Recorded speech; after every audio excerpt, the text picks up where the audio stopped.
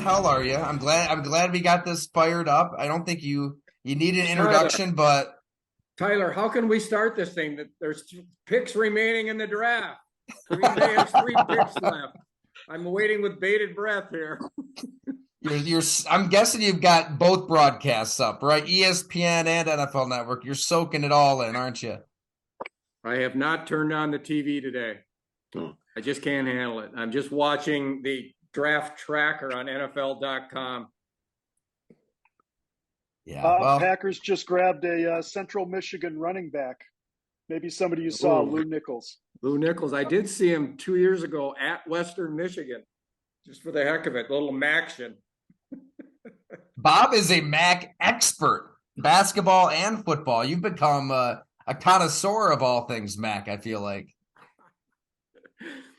I did see the 6th-round pick, Carl Brooks. I saw him live at Bowling Green this year. Went down there for the hell of it and saw him play your Buffalo club, Tyler. Well, Bob, I'm so glad that I was able to swindle you into doing one of these happy hours with a bunch of readers. I was just telling them how the vantage point that I've had with you in general is special and rare, and I'm so fortunate that you've become so much more than a coworker and a colleague. I could consider you one of my best friends, a mentor, a Green Bay dad of sorts out there, on and off the field, right? We had some great conversations back in the day. I just thought it'd be great for people to get to know you and ask you anything they want, whether it's NFL draft, Packers, the trade of Aaron Rodgers, which was highly criticized at the time, Bob. I don't know if you remember that. We can get into anything and everything that these folks want. So like how we do these is we just kind of fire away. I mean, you can hit the raise hand icon if you want on Zoom to get quote unquote called on, but we don't. I mean, this is just a free flowing deal. We'll just let it rip.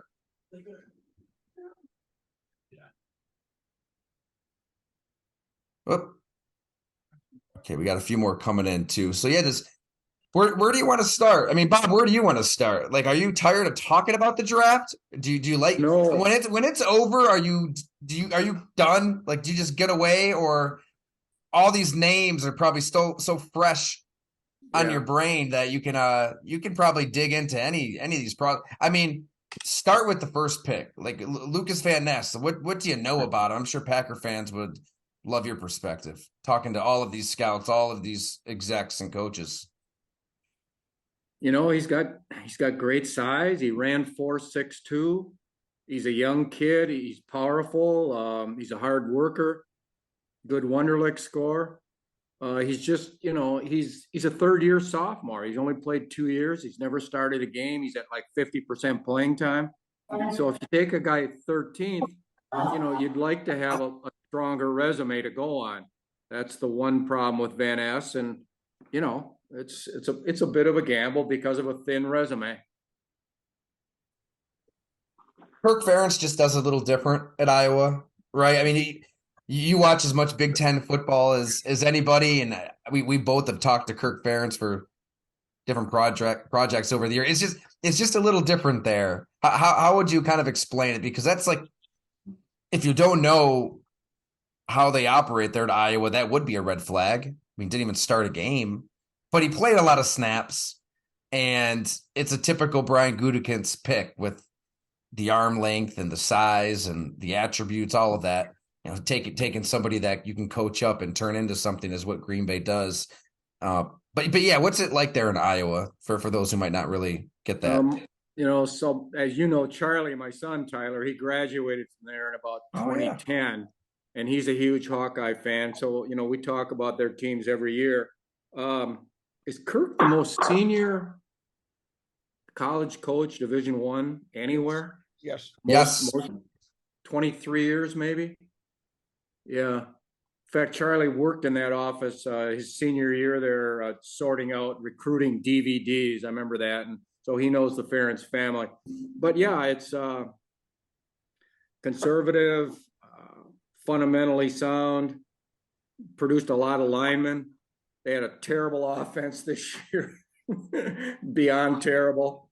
And so he played the seniors ahead of Van Ness. Van Ness, according to one scout, showed maturity by understanding and never making a fuss about it.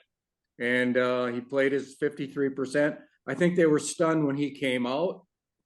And so that hurts their program, obviously. But when you recruit good players like that, that's what happens to everybody. In a way, he's kind of taken over for Zadarius Smith, who, for whatever reason, didn't have the money or the impetus to re-sign the guy a couple of years ago. So he plays opposite Gary. Preston Smith's nearing the end, and Gary's coming back from the knee. So they're gonna need an awful lot from Van Ness. And then he can run from inside. He can rush from inside, I believe. He did that successfully at Iowa at times. So he goes inside next to perhaps Kenny Clark and their sub stuff. Beautifully said. I see JP has his hand up, the Go Long technology expert here. So thanks again for getting us squared away there. Sure, Bob, as you talk about him, he reminds me a little bit of Kenny Clark in a way that Kenny Clark kind of came out young and then really kind of, grew into the role and stuff like that. And I wonder if you think, obviously we'd love to have him turn into the success level of a Kenny Clark and stuff like that as well. But whether you think he's got some of that kind of stuff in him. Well, if he gets to be anywhere near Clark, that'd be one heck of a pick. Clark's become a great player. Where was he drafted? 26 or 27, I think, something like that. Yeah, I think, one scout brought up the name Aaron Campman. And these are names that you guys know, Aaron Campman and Bryce Pop. He's bigger than Bryce Pop. Bryce Pop was Defensive Player of the Year in Buffalo, right, Tyler?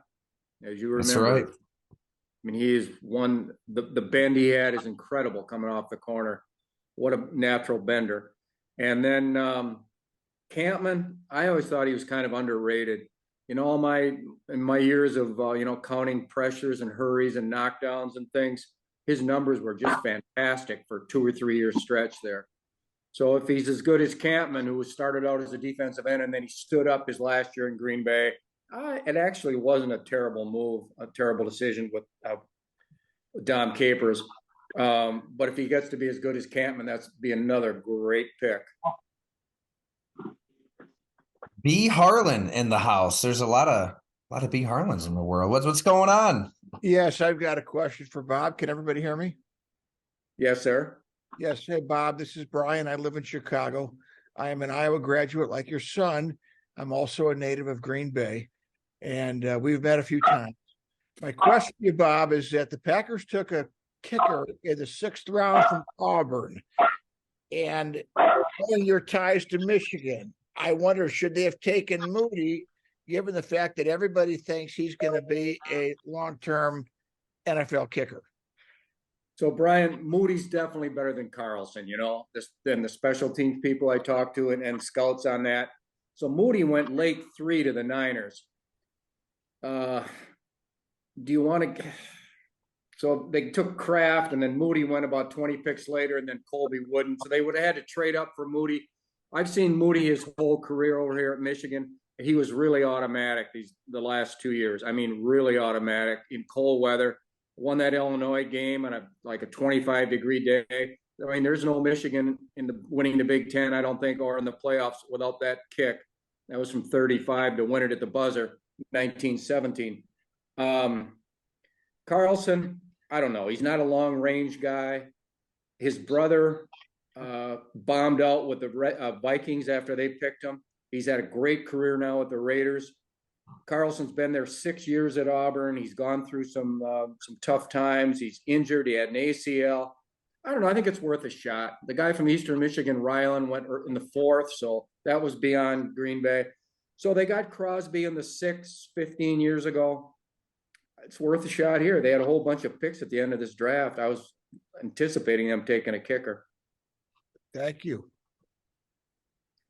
I was hoping for some long snapper talk mixed in there too, Bob. That's always my favorite part of the series, when you start breaking down these long snap. How in the hell do you have a conversation with a scout about long snapping? For real. I never really asked you that. Well, the GMs and personnel directors, they wash their hands of that stuff. They just laugh it off. Bob, don't even talk to me about that. I don't care. That's all special teams coach. But now the area scouts, if you get guys who cover an area, yeah, they're doing special teams and they're doing them hard. And they're looking at all kinds of things, They're timing everything, of course, It matters. We saw it in Green Bay how much it matters, I guess. It sure does. Yep. I'm going to get Serafino working some long snaps this summer. I think that's what we got to do as young dads. I see David. David's iPad has a hand up. Bob, a pleasure to talk to you. Read you for so many years and always loved your writing. The Packers only have 2 picks left, and so far they haven't taken a safety unless they're planning on playing Carrington Valentine there, or despite what other writers have said, moving Rasul Douglas to safety, and that doesn't seem like that's going to happen. So what's going on there? Yeah, I don't think Rasul Douglas is physical enough. I really don't. So I don't think that's a possibility. Where's my Packer depth chart? All right. I mean, now you guys are closer to it. Now, I've kind of, after that 13-part series in the fall for Go Long, I mean, I'm not really covering the team anymore. So is Darnell Savage re-signed, or has he got another year, or what? They exercised his 5th-year option for some incredible reason. All right. So he's there. Tarvarius Moore, Rudy Ford, we saw him last year. Yeah, they got to get a guy. I mean, that's really the void here, That's the one void, as scouts like to call it, pro scouts. So they got to get one. I can't tell you who's on the street in terms of veterans, but I don't see Douglas, not Stokes, not Alexander, obviously. Kayshawn Nixon, he's a pretty tough guy. I don't know his background really. I thought he was just a corner. So they got to get a guy. You're right there. Thanks. Yeah, what was the game with Savage when he missed that terrible tackle? Oh, that was brutal. This past season, was that the Detroit game? That was several games. Yeah. Good against drafts are interesting. I think he's hit more than he's missed, but they're always going to say it's a coincidence. But it's been defense at the top of these drafts, hasn't it? For better or worse. And if you're going to spin it, he saw a decade of Packers football in the playoffs and the defense collapsing, and hell, you draft enough guys in the first round and you're going to hit on some, and maybe you don't give away that lead you gave away in Seattle. Oh man, that was unbelievable. Oof. Boy, the first seven players this year, just 2 on defense. Van Ness and then Colby Wooden. Yeah, they got a lot of picks. They should hit a few. Your odds go up with more picks, Well, they found Rob Gronkowski in the 3rd round, apparently, right? This is Yep. Tell us about Kraft. I mean, I didn't know anything about him. I'm not really scouting Jack Rabbit football in the fall, but he sounds like he could be a hidden gem, possibly the scout. I mean, I think what pops to everybody that reads your series, and then when the Packers, and we included the Bills and the Giants, we had a lot of followers that like those teams too, is when they're that effusive with their praise on somebody drafted in the middle rounds, it definitely makes my eyebrows perk up. Like, wow, that's interesting, because yeah, they'd be highly critical of some of the best players. And it's certainly unlike Gutekunst, he's not a small school draft guy, and to take South Dakota State. But of course, the guy from the Eagles out there, that's obviously the comparison. I'm not going to be writing a big analysis of the Packer draft. That's not me right now. But I just took about 10 minutes just trying to think about, if I was, what I'd be thinking about. They took 2 tight ends, at 42 and 78, prime players at tight end. Okay. Now in 2019, they took Sternberger in the 3rd round. He's a bust. He should be entering his 5th year. That's why you pressed him to take on a tight end. He takes Hosea DeGora, an H-back, tight end, fullback, whatever, in the 3rd round in 2020. he's a non-factor, really. I mean, he's an okay blocker, but he offers nothing in the passing game. So when you miss on 2 picks like that, then you got to come back this year and take 2 more. And this is the track record for Gutekunst. I mean, I just see him as an average GM, conservative. I just don't see him as a top flight guy compared to the people I covered earlier. And so that might be what the Packers are left with here, hit or miss. And then I'll just mention one more. The other thing I was going to say, they take Jaden Reed up at number 50. Now that's kind of a reach. And as a receiver, it's a reach. He's just not that good, but he is a good return guy. He was my number 1 return guy. Well, again, it's in response to the miss on Amari Rodgers, who did the exact same thing, drafted to do the same thing, a small slot, and be the return specialist. He's so bad they cut him after a year and a half. That's a 3rd-round pick and 2 years ago. And all this stuff, when you miss in the draft, then you got to recover a couple years later, and then that deprives your team of picks in other areas, and it just goes on, and that's why you get to be 8 and 9. So Tyler Kraft, yeah, he's an interesting player. He's coming off an injury, just like Musgrave's coming off an injury. These are damaged players, and you're rolling the dice. When they get hurt in college and they come in, I do not really injury thing. It's a huge thing in the NFL, and track record of injury really scares me. So he's got ability, no doubt about it. That's what those scouts said. You can read all that, but so we'll see. Well, Rob Gronkowski had a bad back too, right? That's why the Bills took Terrell Troop instead of the tight end in their backyard. Yeah, you never know. You never know. And you always make great points on Gutekunst, and it's hard to argue. I'm thinking of the human element of it all with this Aaron Rodgers stuff and the fact that he did. Granted, it was a year too late, maybe 2 years too late when you could have gotten the draft haul that you could have gotten then. Not all GMs have the balls to do what he did. I think a lot would have just rode this out, especially after 3 years, $150 million, and bent the knee at every turn, given him whatever he wanted. He didn't. You were the first to report it right here on the podcast. So that has to account for something when you're looking at him as a GM, doesn't it? Or to you, was it just this no-brainer?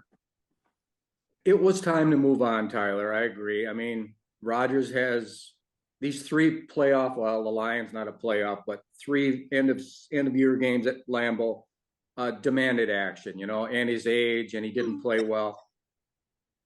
But the whole thing hinges upon it. Love can play, and I don't know if he can. Nobody knows if he can. And Gutekunst drafted him, so everything he's done hinges on his evaluation of Jordan Love. And if he can't play, they believe 100% in this guy. I feel even stronger saying that than I did 2 months ago. I've heard more about this. People, like I read the Detroit papers, and I'm over here in Ann Arbor now. Not only are they saying the Lions are the favorite in the NFC North, but a writer today in the Detroit News said they're the heavy favorite to win the NFC North for the first time since 1993. And I just don't get that. But again, if Love is a disappointment, then it's going to set the Packers back, and they're going to have to get another one, and then this just goes on and on. So Gutekunst made a hard call. I agree with the call. But the underpinning of the whole thing is Jordan Love. And Tyler, you've done a lot of work on Jordan Love in the last 3 years, far more than I have. I'm just going back basically to what I saw in that regular season game, a couple exhibition games, and then everything I was told coming out of Utah State by those scouts 4 years ago now. So that's where we are, I think. Yeah, I just feel like that they're dying for a quarterback that's going to run Matt LaFleur's offense and do things athletically that Aaron Rodgers can't do, and is going to just, granted, when you have Aaron Rodgers at the line of scrimmage, he's going to cover up a lot of warts and get you out of bad plays, put you into good plays. Even these receivers that I talked to the last Jordan Love story, they said that. I mean, they're not even like anti-Aaron by any means, But they said, like, when you're talking to Jordan Love about the offense versus talking to Aaron Rodgers about the offense, it's like two different languages. And one language they can speak as a 22, 23-year-old receiver. You can't just audible to plays that Aaron ran when you were in high school. I mean, I think Jay Sternberger was on a happy hour 2 years ago. We did a draft happy hour. We brought out a bunch of people, and he told the story of Aaron like audible into a play that he ran like 5 years prior. And he was really nice about it. He's like, oh, sorry, Jace. Didn't he said, well, yeah, I was in high school back then. So I mean, that works great when you've got Jordy Nelson and like thousands upon thousands of reps baked into everything you're doing. Randall Cobb before he just became, this carcass version of himself. Devontae Adams, maybe the best in the league, but when you're not even showing up to OTAs and physically, like you said on the podcast back then, like physically, it sounds like that ticked off Green Bay, that he kind of let himself go. He kind of blew off that, so he couldn't move as well. It's a no-brainer, but I think that Jordan Love himself changed the calculus year 2 to year 3 and just worked. I don't know. I feel like just good old-fashioned that Chiefs game and then the Lions game to end the 2022 season. I think a lot of people assumed, well, Rodgers got his money and now you look to deal Jordan Love, salvage what you can, and he just kind of took it as, no, he's going to save his own career, and that's what he did. And I think that he showed up QB1 in OTAs. You know what it was too? That I had a player tell me the last 2 months of the season this past year, he did a ton with the first team offense. I mean, he was out there with the ones. So they saw it. Granted, it's practice versus a game. It's totally different. But they've got to do it at this point for better or worse. Obviously, I'm a believer, but we'll see. Let me mention one thing, Tyler. For the first time, the Packers are not going to be the division favorite. Well, Minnesota was at times too, but I'm saying not many times in 30 cents far. I think Green Bay, they might play a lot harder. I would never call the Packers a real physical, emotional, get after you kind of a ball club. I think maybe they will be now. Rodgers is gone, and his glaring at people and selfishness and non-leadership qualities. I think if Love can show some of that, they might want to get after it. They're going to be trying to run the ball. They got an impressive defense on paper, except it's safety and, well, whatever. But if Kenny Clark can come back and get, back to where he was, which is kind of iffy, but they might be a team that can get after people and surprise some people. I certainly am not writing off the Green Bay Packers. I would put them on about a par with Green Bay, and I'm certainly not writing off the Vikings with 13 regular season victories. I don't care what they got. That guy can coach, and that GM's done some things. I see it as a three-way fight in the NFC North, almost equal. I really love Detroit's depth chart, but they haven't proved anything yet. Chris, what's happening? Hey, Tyler.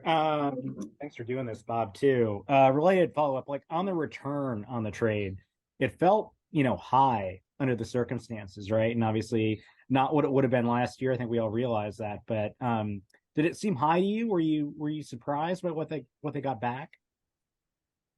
Yes, I was. Yeah. They got a third for Brett Favre, about the same age, coming off a 13-3 season. This guy coming off 8-9. Favre was a great player in 07. Yeah, we remember the Giant playoff game when he was terrible in the freezing weather, but still, he was coming off a great year. They got a third-round pick in early August. Here, Jets, Big Apple, they couldn't disappoint their fans. Must have felt backed into the corner. You got to give the Packers GM credit here for getting what he did. I agree with you all the way, though. It certainly raised my eyebrows. I mean, everybody knew that Aaron Rodgers wasn't going to play for the Packers. Like, everybody. He said it himself to 500,000 concurrent viewers on McAfee, and they still got all of that, which speaks to, I thought Andrew Brandt made this point initially, I believe, and it's so true. Like, this is the value of not having an owner. I don't know. I want your perspective too, Bob, like where you're not the impulse to just do the trade, move on. when he goes on McAfee and he's relaying his version of events, which you do not agree with whatsoever, and he's pissing you off and antagonizing you, a Jim Irsay, Dan Snyder, any owner, really, I mean, pick anybody, they might see that and be like, you're not going to push me around, to hell with you. I'm trading you right now. I'm just going to get whatever I can get. I'm going to wash my hands of this. But Gutekunst was calm and waited and patient and knew the Jets were desperate and Woody Johnson was desperate and they weren't going to draft a third quarterback in whatever 4 or 5 years. If they're going to go veteran, they hack it. One of Rodgers' best friends in the business is the offensive coordinator.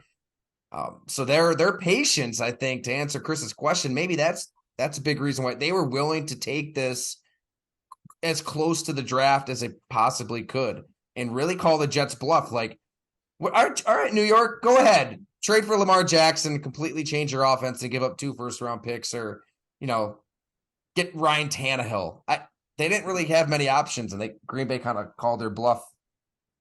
Yeah, that helped them in this draft. We know that. I had a question. The New York media is really excited for Rodgers to get there. They, think they can win a Super Bowl, which it could be. But Rodgers was a great 18-year ride, but he was a very good quarterback during the season.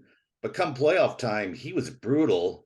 And they talk about now he's got a defense. Well, that San Francisco playoff game, he had a defense which only gave up 6 points. Special teams, but he was brutal in that game. And against Detroit, he was, win it all, he was brutal. And I just think their expectation is I don't know if they've been watching already, but like I said, he's a great in-season quarterback. I thought he was average or below average in the playoffs. He got that year in 2010 where he put the team on the back and won a Super Bowl. But really after that, he was average at best. I don't know what New York thinks they're getting. Steve, we're just spoiled for seeing Favre and Rodgers, And I go back to when I started in '79 and then that whole decade. Lynn Dickey could throw the ball, but he was a statue. But then, Randy Wright and Dilwig and all this. And so it's just like New York now. I mean, stumble bums for 40 years at the position. And all of a sudden they got a guy coming in who can play. And they're just going overboard and they just want this so much. And I can understand it because I saw with Favre how he just resurrected an entire city, state, franchise, everything. So I can get it. In terms of Rodgers' career, no, you're right. At the last podcast, the 4 MVPs, it is impressive. But those votes are cast on or about the regular season finale by that 50-person panel by AP. And the playoffs is where it's at. And it's just the vote should be taken after the Super Bowl. So he's been to 1 Super Bowl. The playoff record, as you stated, you're all accurate on that.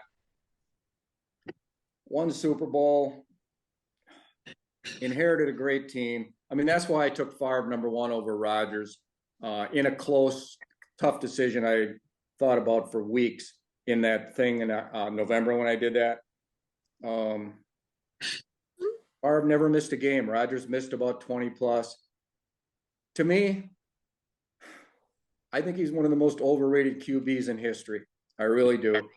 And anybody who's not 60 or 65 or 70 really can't weigh in on this because you haven't seen all these quarterbacks in all those years.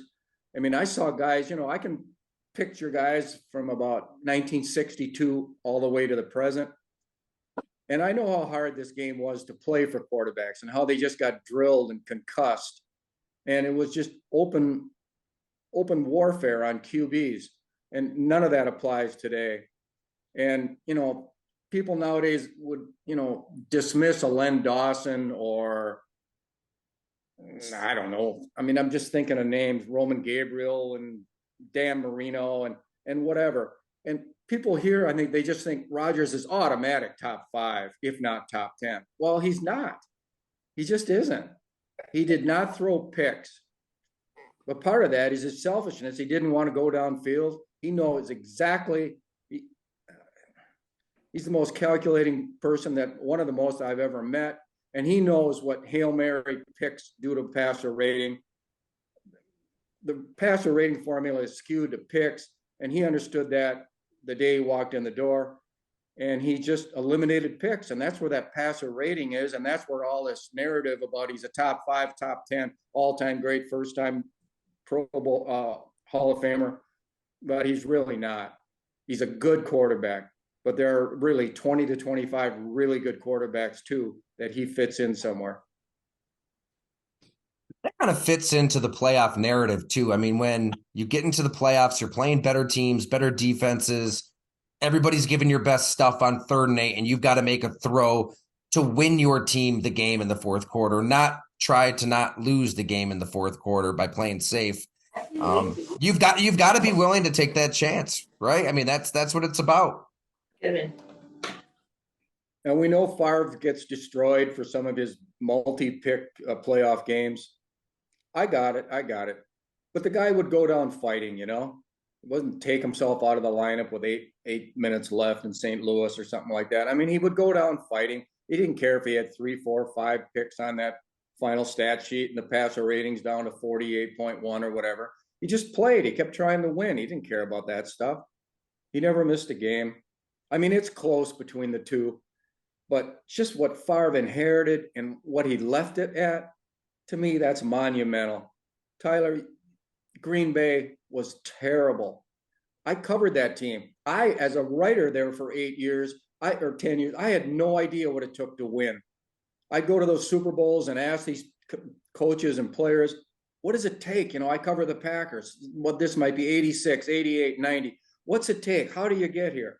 And I'd write all these stories in the Green Bay Press Gazette. Well, Green Bay had lost its way too. And you ask Ron Wolf, who's the most important part of this Packer equation? He said Favre.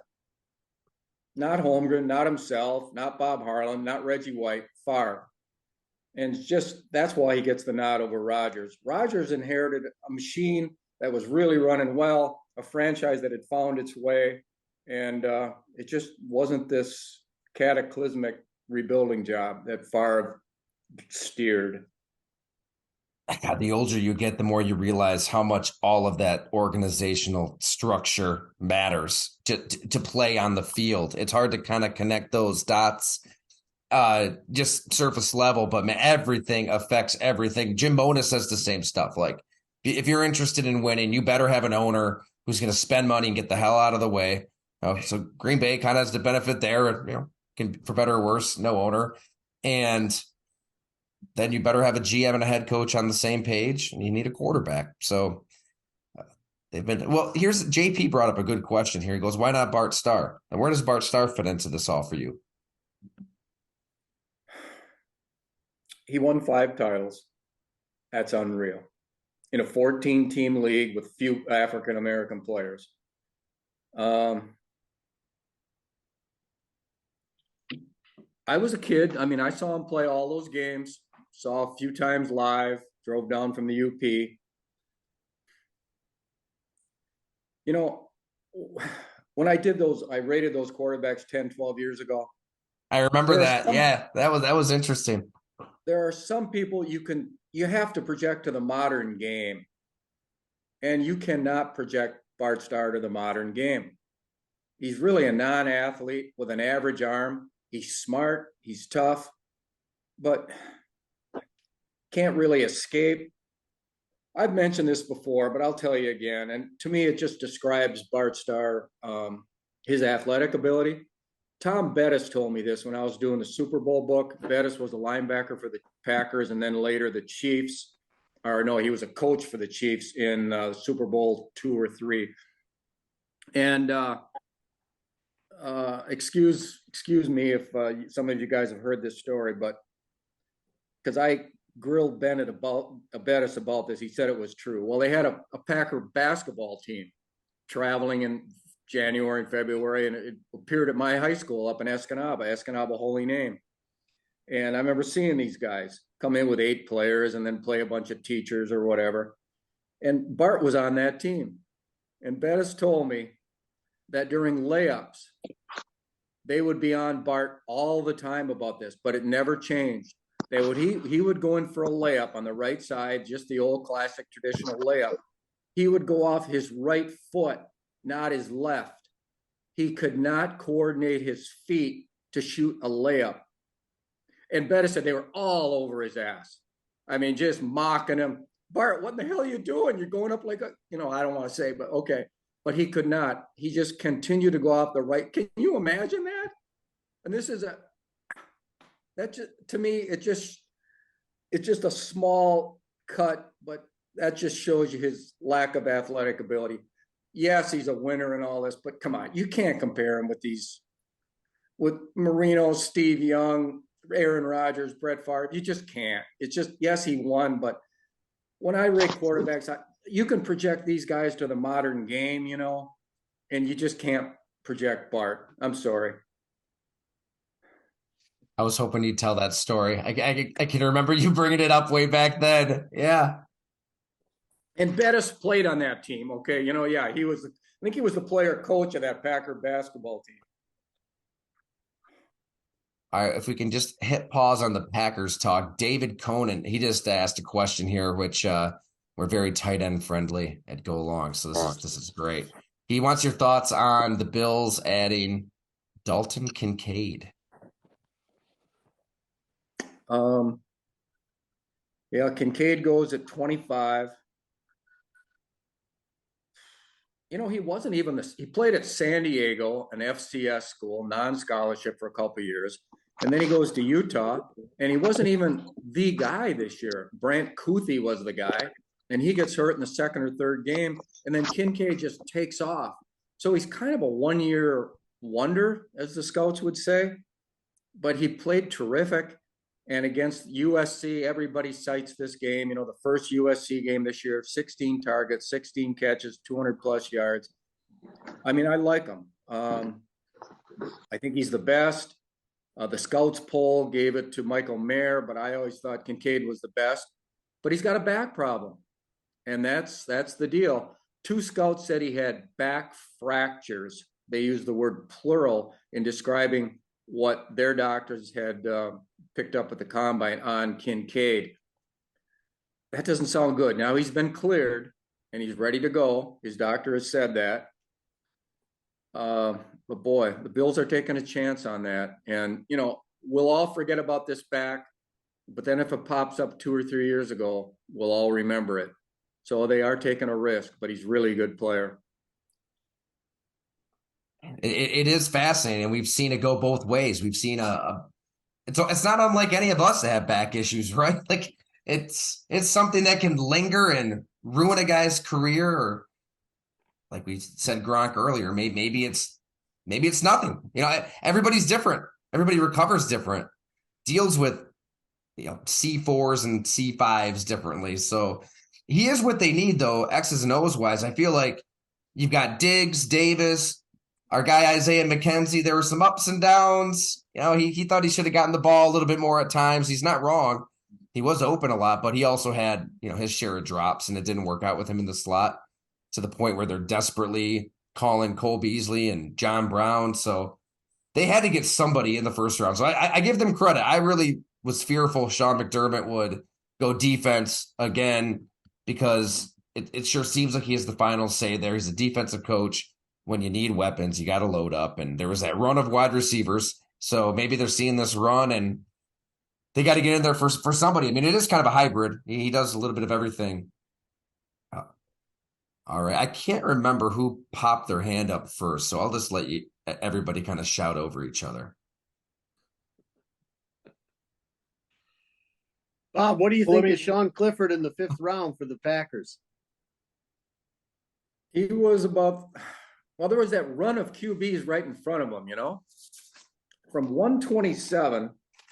So Clifford got selected at 149, and they, only the big 5 had gone off, and then Hayner from Fresno at 127, Stetson Bennett 128, Aiden O'Connell 135, Toon 139, and Thompson Robinson 140. So they just went off the board. So now there's 10 gone, and the Packers needed a quarterback. And then at 149, they take him over Max Duggan and McKee and Jaron Hall. So Clifford, boy, I've seen him a ton over the years. Kind of a heart and soul guy, hard to beat. God, you can't stamp him out. He's fighting till 60 minutes. You love his combativeness, his competes. Kind of inaccurate, the ball would kind of go wild at times on him. 5th round's a bit of a reach from what I was able to pick up from the scouts. I kind of like Max Duggan. Geez, the guy got him the national title. You talk about heart and, man, moxie. But they took him over Duggan. I don't know. I mean, do you guys see Duggan or Clifford as a solid number 2, possible starter someday? Well, Bobby was your unsung hero. But the problem is, when I write that unsung hero at QB, I was 12 in the chart. There's only like about 10 other guys to pick from. But you're right, he was. 3 a.m. picking up an unsung hero. You're grabbing at straws, man.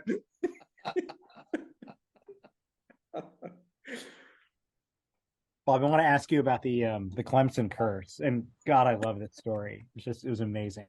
Have you ever heard the scouts talk about another prominent college head coach like they did about Dabo? He comes off as a total snake oil salesman, if not outright liar. So curious your thoughts on that one. Well, let me say this, okay? Now I see you got a Michigan hat on. You're an alumnus, or just a fan? Law school, 2009. Okay, so yeah, I'm down to J school, so got a little different level working here. But so I can't really say. So they accused Dabo of just buttering up every player, selling a bunch of goods, being full of shit, whatever. I mean, there's a lot of that going on with head coaches. They're in an auditorium talking to 25 scouts, and they don't want to give it away. And you know what? Since I wrote that story, another scout called me the next day. He said, Bob, he says, I've always got pretty good stuff out of Dabo just off to the side or after practice, So, okay. But I would just want to mention this, Scout ranks colleges on how welcoming they are and just how, like, the worst visit of all for scouts was Penn State with Paterno. Oh my God. There was this one scout, every time I mentioned Penn State or Paterno, he would just have a fit. He made it horrible at Penn State to go in there. Wouldn't tell you shit, terrible restrictions. All right. When you're harboring Jerry Sandusky, I guess, you're hiding things, but sorry. And I don't know why, because I think if I was a player, I'd want these schools to roll out the red carpet for these NFL scouts, because that's where I want to go. And I think if players knew that, boy, it would affect recruiting. But, and then I got to say this too, up in Michigan State, Mel Tucker up there. As much as I'm not really a Sparty fan, Mel Tucker is a great school call. That's what these NFL, he's one of them. Now Harbaugh's an NFL guy too, but doesn't rub off on, it doesn't carry over. Whereas Tucker, come on in, carte blanche, everything's open to you guys, come on in. And NFL people love that stuff. So that's about the best I can say. Hey, Bob, I have a question about the draft series and how it works and everything. I love it, by the way. I love everything that you write and have for a long time. But in the draft series, I'm wondering, it wasn't clear to me, are you talking to the same guys about all these players? It always amazes me that, I mean, you must be on the phone forever with these guys, because you got you've got information on 250, 300 players, or maybe it's more than that. And that's kind of my first question on it. And then in spite of that, this is kind of a different track, but I'd like you to answer this one too. I'm curious why why you weren't able to catch, or they didn't share with you, like these guys who slid in the draft over the last few days, like Levis and Darnell Washington, who had injury problems, and some of these other guys, if they're maybe just not aware of it, or if there's kind of an unwritten rule, maybe not to kind of want to say some of these kind of things in public and stuff as well. So it's just really a lot of curiosity about.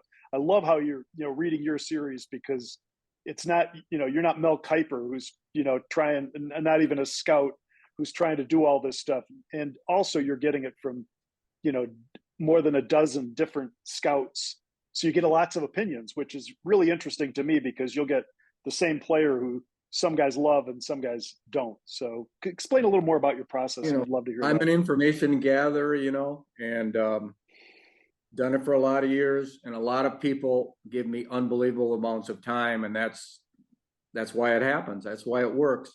And it's five weeks really of not having a life, and it's like school's out now after finish up this Packer stuff tonight, right, Tyler? Get out of jail free, man. Get Bob, to the golf seriously, course, it's start when you sleeping. had the S2 story on CJ Stroud and Bryce Young. I probably heard from like 10 different radio stations. I didn't even tell you this, asking you to go on. And I almost laughed to some of them, like, I can't get Bob on the phone for 3 minutes. Like, he is a freaking machine right now, up all night, transcribing, writing, gathering, planning. Like, it's not exaggeration. Yeah, you're an animal those 2 weeks. But really before that, when like JP brought up, the conversations you're having have got to be endless. Yeah, and so, what do I want to say about it? So it's just guys helping me, and then I just got to ask about a lot of players, as many as I can, as much time as he has, as many as he's seen, or his area, or if he knows the whole country, or just a certain part of the country. Unfortunately, prior to 2014, guys would go on the record, especially on positive things they said, and it added immensely to the series when people were named, and that's the way it was for the first 32 years or something. But it just, money got really big, just the whole billionaire operation of the league, and money just colors everything. And it was just more of a fun league when it was a little bit smaller, and guys just couldn't have their name in the paper anymore, and they just really couldn't do it. And I was starting to lose guys, and so then I had to make that change and go all anonymous. Boy, it was reluctant. I was begging people the last 4 or 5 years, and I just threw up my hands. Is that about it, JP, I guess? Anything else about the process? Well, the other question was a little bit, why didn't your guys, and actually nobody knew, all the NFL teams knew not to pick Darnell Washington apparently early. Everybody thought he was going to be, the number 3, if not better, tight end off the board, for example. And then this guy Keely Ringo is another one who kind of slid, and then Levy's slid. Apparently Levy's was the toe, and and from what I've read, Washington, it was another injury thing. Keely Ringo was another one. So I was kind of surprised by there's just a few of those mismatches where all of us fans expect people to go early, but obviously all the teams knew something we didn't know. I'm kind of curious how that sort of works. So, what's going on there? Just for example, I wrote that the tight end wide receivers I write special teams first, actually, even though it's part 9, and then wide receiver tight end was the second part I wrote. So that's like 8-9 days ago. Tuesday night here. Yeah, it was Tuesday night. A guy we're going through some injuries, and he said Darnell Washington had an injury problem, and it wasn't real good. Now, I had no place, like had the Packers drafted him or somebody I was writing about, I would have been writing about that, but I had no way to get that in anywhere.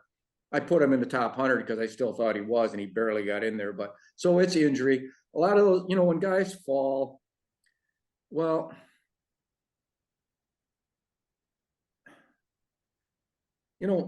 people on TV and things, they use the word, like they use reaches and overdraft, and like the Detroit News guy today said Campbell went earlier than projected. Well, projected by who? I kind of know about teams because of these polls. To me, the polls are the most valuable thing in there. They know these are anonymous polls. I'm not. if these guys were screwing around with me and lying with me, you think I wouldn't know it after doing it for this many years and knowing these people? And I just wouldn't call them again. But those polls are gold. And I know people around the league look at those polls. So that's when somebody writes about a projection of what? Out of Kuiper or these other things, ESPN or all these millions of things. I don't look at any of that. I look at Dane Brugler, the beast. He was my colleague at the Athletic. I look at him for background, and he does a great, unbelievable job with his background. I don't know how he does it. He's a fabulous employee, and I hope they pay him and keep him forever. He's unreal doing that stuff.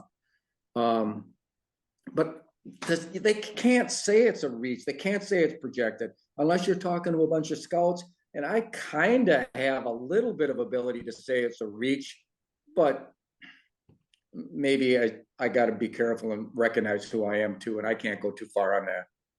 So injuries, character are the issues that usually drop players that you don't really know about. But Bob, why don't you get into sometimes you brought that too. Sometimes you brought that into your. Sometimes the scouts would say that, and you had brought that in too. That was always. And as a Packer fan, I know the Packers shy away from character risks quite a bit. So anyway, thank you, Bob. I appreciate that. sure. Little more insight on how you pull all that together. But also, Bob, I think it's worth even touching on the value of covering the draft the way you do, especially the way it's changed over the years with networks kind of being in bed with the NFL. You don't get the unvarnished, honest, good, bad, ugly. Maybe you did in the past. I don't know. I can remember Nolan Naraki and Pro Football Weekly, and there were sources in the past where you got pros and cons, and it wasn't always fluff. I feel like it's kind of the point where you very rarely hear a bad word said about any prospect in any coverage leading up to the thing. And that's kind of why you stand out even maybe more than you ever have, is because these scouts and execs are telling you exactly what they feel. And it's not always going to be made for TV. Thanks for bringing that up, Tyler. Could talk for an hour on this. My whole life I've heard people say, "Why are you so negative?" Man, scouts, they don't like anybody. Man, do they like anybody? Do they like Bryce Young? Do they like Trevor Lawrence? They're so negative. Can you imagine what's going on inside those draft rooms? They are just, their lives are at stake, their occupations, their careers, and they are ripping players up and down, debating, digging character, calling constantly. Teachers, equipment guys, trainers, they're digging it all. And when I get a little bit of that and put that in there, I'm trying to take readers into the draft room where they can't go. And I'm only really scratching the surface of the stuff that's going on in those draft rooms. And then when I bring this, it's such a difference from, Tyler, all the sources you're talking about. If you're paid by a network, which means ESPN, Fox, NFL Network, if you're paid by a network, you're giving half the story. I mean, they're paid to promote the league, promote the players that are coming into the league. That's just the way it is. And they can only go so far in criticism, and whether they want to or not, but they only do.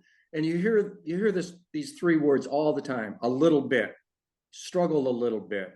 He struggled. Those are euphemisms for the guy's really a problem actor. He can't catch the ball or whatever. A little bit this, kind of, a little bit. It's all these little deflections and massaging. So the one guy, who I kind of really respect all these years, and I haven't talked to him in over 20 years, is Mel Kiper.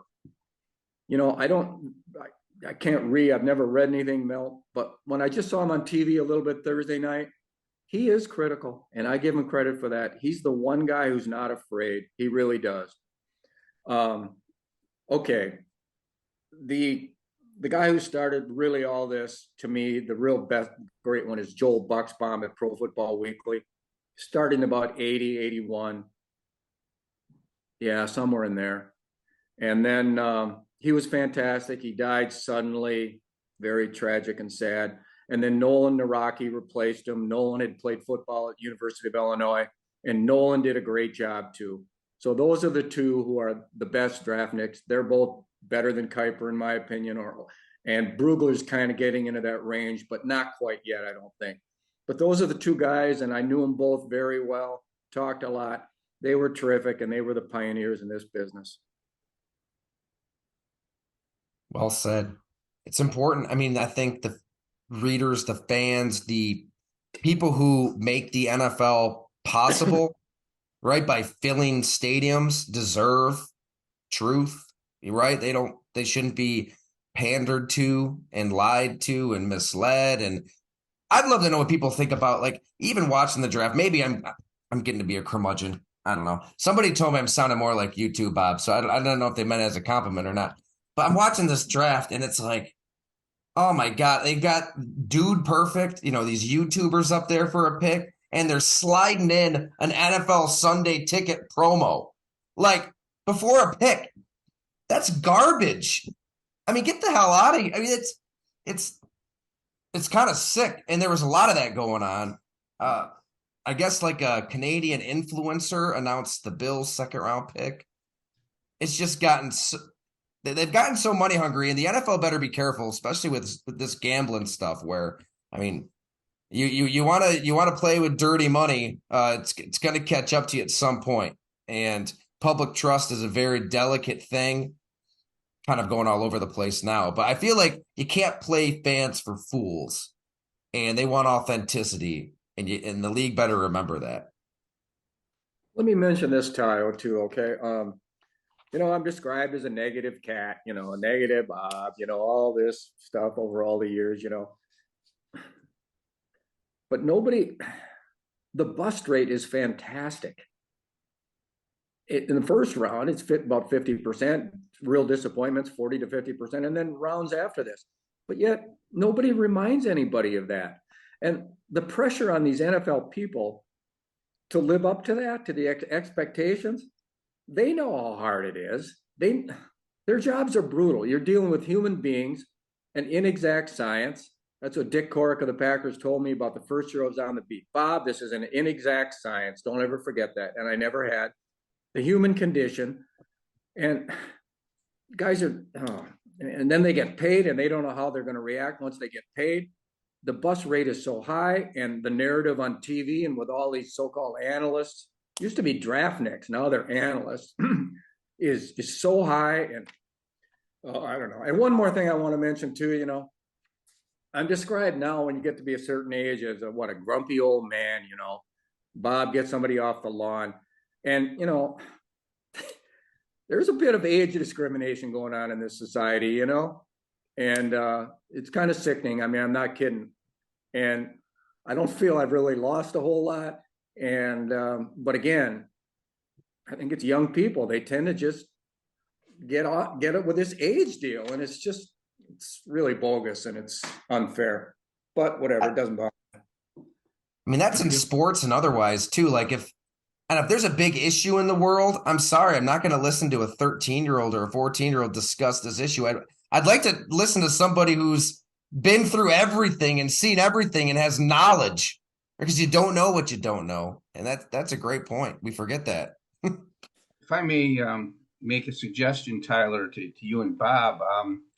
Bob was talking about Joel Bushbaum before, and he would write, maybe Bob's familiar with this publication, Scout's Notebook. Yeah, and that was Pro Football Weekly. Their draft. Okay. Right. Yeah, and Bushbaum was just totally uncensored. He would completely tell it like it is. And there's no publication I'm aware of that's like that. Bob's maybe with his write-ups is the closest thing. And I used to cover the draft for newspapers and things, and I would interview Joel, and I was covering the UNLV football team. This was back in 1984 when they had Randall Cunningham, and he was a punter too. And he had a very high punting average. I asked Joel, I said, does Cunningham have any shot to be a pro punter too, along with being a quarterback? He goes, he has no shot to be a punter. And the way he would talk, that Brooklyn accent and all that. I can't imitate it, but he said he's a schoolyard punter. And nobody, is that honest, with their criticism or their opinions. They all, as you say, Bob, they all couch it. And, I miss him. And I remember interviewing Mel Kiper just when he was starting out. He was in Baltimore, and this was way before he was in ESPN. And he was very good, and he was very honest and critical. I think the greatest exchange in ESPN draft history was, of course, Kiper and Poland getting into it. And I don't think you'll ever have that again.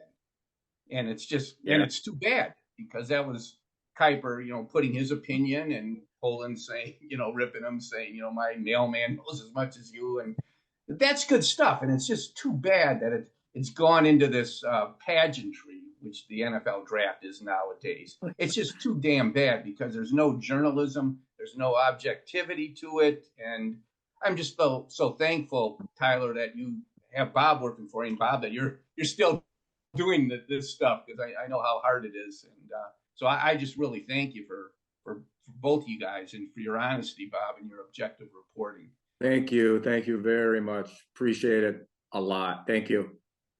Yeah, echoing Bob. Yeah, really appreciate that, man. I mean, because it requires an audience, it requires an appetite, people who want that, right? And it's so, I'm just so blown away by everybody who comes on these happy hours, everybody who reads, who subscribes, who supports what I'm trying to do with Go Long. And I'm unbelievably appreciative that Bob wants to keep writing. Sometimes I think you're nuts, Bob. You don't want to just stay on a golf course, and ride off into the sunset, but I'll take all the Bob I can get here. So thank you. But to your point, I think that, I guess I'm quote unquote a millennial. I'm 35, gonna be 36, and I'm already feeling kind of old. Yeah, I mean, now you got Generation Z coming up. I think people are easily offended and are so quick to want to cancel other people, and we're kind of past that era in general, sports or otherwise, of just wanting the truth. And not only that, but respecting somebody else's opinion without getting personal. Like, you should be able to do that in a society. And as a Packer fan, if I could give you a suggestion, Tyler, with your site, and I know everything's, you got to kind of earn, you got to make money, and I was so disappointed when Bob had left the Milwaukee Journal, because that was my sole purpose of subscribing to the Milwaukee Journal, to get his Packer coverage. And I would be emailing the other editors saying, why aren't your other beat writers as good as Bob? Why aren't they as objective? They seem to be more homerish. And but anyways, to the point, then when Bob went on his own, I subscribed to his to get all his Packer news, and then he left and joined you. I'm just wishing and hoping that maybe you guys could do something where Bob keeps writing about the Packers. And I can speak for myself, and I'm sure a lot of other Packer fans, we would subscribe, just to be able to read that special content, that objective, Bob McGinn stuff that no one else has, and your features are very good too, Tyler. And so I think you would have something. I don't know if you'd have to convince Bob to do that, but I think you get a lot of subscribers. What do you say, Bob? You want to break down the games this year? Oh, I just did it for a long time. This is, you didn't know this. This is an intervention. We're just ganging up on you. We're all going to try to make you cover the Packers. It was a long, long, long time, Oh my gosh. So I think I'm going along pretty good right now. Yeah, you did. You wrapped it up right with the series. You had the 13-parter. So if you did it, then you'd have to return to do another 13-part series. Yeah. Oh gosh. Hey, does anybody else have any more questions for Bob here before we sign off? This has been awesome, and gosh, we'll absolutely have to do it again. If we're still going, I got an old school question. Sorry, my camera's not working, but I appreciate you guys doing this. I got an old school question for Bob. Years ago, I read a Packer chat that either you or your old colleague Cliff Crystal were doing, and you told a story about first-round pick Barty Smith, my favorite player when I was a little kid, but he wasn't much good. And the story was that they picked him in part based off a 40 time that they didn't take. It was actually apparently in like an NFL program. And they got him into training camp and then actually did a 40 time in person. And I think the punchline was, and it was a long bus ride back to the offices at Lambeau. Do you remember such a story? Would that have possibly been Cliff? Can you verify that? And is that the way it was done back in the early 70s, or only done by the inept organizations like the Packers? I'm sorry, I don't know. I didn't start till 79, and Barty Smith, that was his last year. I talked to him a couple times in the locker room, but I don't know anything about that 40 or the drafting. The one thing I maybe would add would be, they'd say you never know about a player till you get him on your practice field in your gear, and especially in pads, but even in a mini camp, and that's what you're kind of referring to on Smith. But I mean, I was here for this one, but when Rich Campbell was the 6th pick, the quarterback from Cal in 81, I think, yeah. I was assigned to do this big, long feature. Cliff was the main beat writer, and I was the backup. So I was assigned to cover the mini camp for 3 days and go interview him over at the Midway Best Western on the corner there, as many of you people know. And, but so he didn't look good, but I mean, I didn't know which end was up at that point. And anyway, Dick Cork, the guy who drafted him, didn't want to draft him. They wanted Ronnie Lott, but Bart and I think Bart's the one who insisted they draft Rich Campbell. But he had arm damage, and they knew. Dick Cork said on that first day at minicamp, when they saw him throw the ball on the South Oneida Street practice field, 2 hours, they just knew. And they were just crestfallen. And they walked back up the hill to the locker room, and they just were shaking their heads. He and Red Cochran, I think he said Dave Hanner, and it wasn't going to work. And it never did work. He never advanced beyond 3rd string. Rich Campbell's a great guy, but he's, one of the top 5 busts probably in Packer history. So that I'll just add that in there. Yeah. Tyler, could I ask you a question? Hey, what's up, Dick? Good to see you, man. Sorry, I was with the kid at the playground. She just went to the other room, so I missed the whole beginning. So if this question was already asked, I apologize. I'll watch the recording. But congratulations, Bob, for breaking the story on the Packers wanting to go clean with Rodgers this year. Congratulations, Tyler, for being right that they should have done it last year. Thanks. Okay, and then, but I know you can't reveal your sources even in a private happy hour, especially one that's being recorded, Bob. So I'm not asking you to reveal your source, but did you have an inkling that within the building there were a lot of people that agreed with Tyler last year? Or when did it take an 8-9 season? Or were there even inklings, even in the 2 MVP years, that, hey, this guy in the playoffs doesn't seem to really care. He cares more about MVPs than postseason. We're not going to win a trophy with this guy. I mean, was there an inkling of that before this offseason from inside the building? I don't know anything about that. The feeling 2 years ago, I don't know anything about that. I was over here, and I just didn't have occasion to be writing about it or even investigating it. So I'm sorry, I can't help you.